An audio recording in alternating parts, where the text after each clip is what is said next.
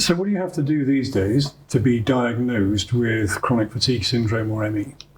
So for many people, it's quite a long and slow and arduous process, because one of the biggest problems that we still face is that when I graduated, ME was one of these diseases that was talked about as a functional disease. There's nothing actually wrong with the patients, we just need to talk them through it.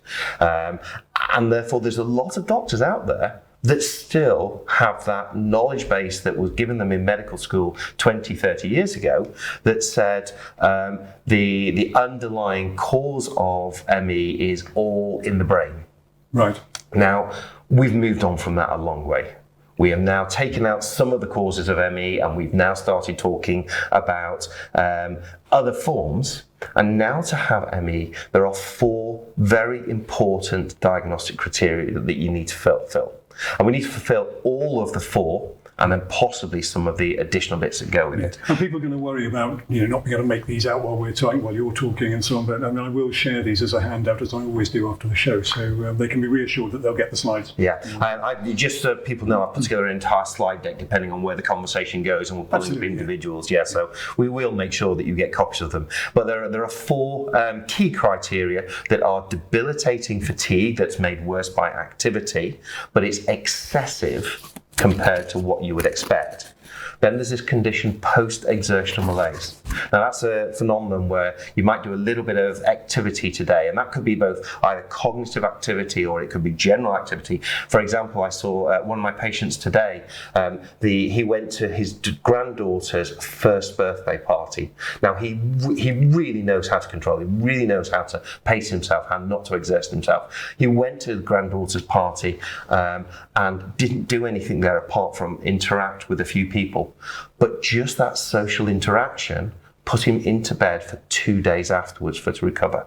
Now this post-exertional malaise doesn't necessarily happen immediately. It's disproportional and it's prolonged a lot longer than you would expect.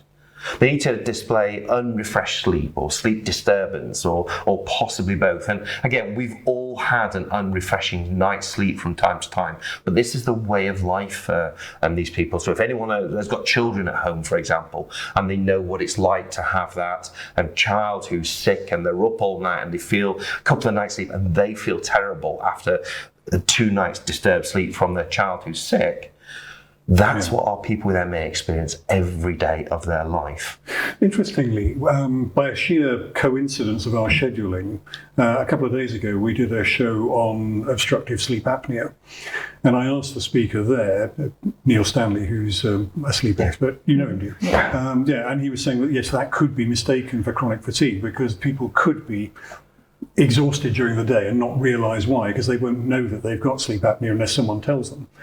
Is that a problem that we have in this? That you've got to be able to separate these non-viral causes or non-CFS causes? Well, that's a whole area which is right, and that's the very first stage of the diagnosis of ME, that we look at to have a chat with the patient, we talk through what the differences may be, and there's a whole series of blood tests that we'd also do, because there's lots of other diseases like obstructive sleep apnea that can cause this disproportionate fatigue, or could cause exertional difficulties, or could cause the difficulties that with unrefreshed sleep. So obstructive sleep apnea is great for that unrefreshed sleep. We've got people with celiac disease who don't have proper absorption of the nutrients, and therefore they will feel disproportionately fatigued that they can't account for. But once you identify it's celiac disease, you then make the change to the diet and everything gets better. There's diabetes, there's a whole host of vitamin deficiencies. Simple anemia will make you feel fatigued. So we need to make sure that there isn't any of those conditions. But for it to be ME, it has this post-exertional malaise, and that's something that is characteristic. Right. That is something that actually exercise itself makes people with ME, on the majority of people with ME, makes them worse. And as you emphasise, it's not just being tired after a session in the gym, it's exhaustion for a couple of days. Yeah, and if we go to the gym, if we exercise, we will feel tired, we'll feel fatigued, but then the next day we'll feel refreshed and we'll feel slightly stronger than we were before. If a person with ME goes and exercises and tries to push through it, they will then have 3 or 4 days in bed, which means they will effectively decondition more from those 3 days in bed than any benefit that they would have got from the exercise. And so it's this post-exertion malaise. And it's really important that we emphasize that this is not a deconditioning disease. This is an inappropriate response to the exercise in the first place.